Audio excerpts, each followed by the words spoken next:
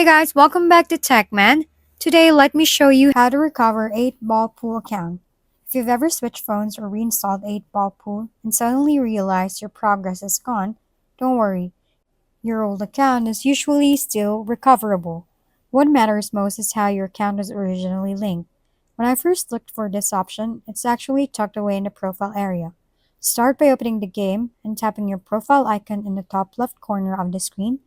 Once your profile opens, look toward the top right corner, tap the settings icon.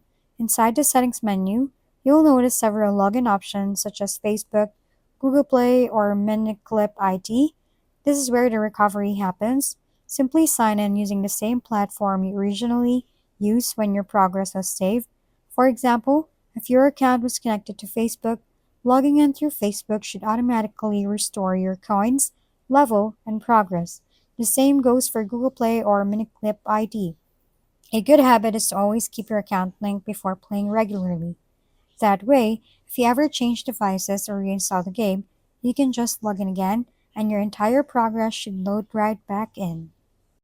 If we've been helpful, kindly give us a thumbs up and don't forget to hit the subscribe and bell button for more contents. For any questions and suggestions, comment down below.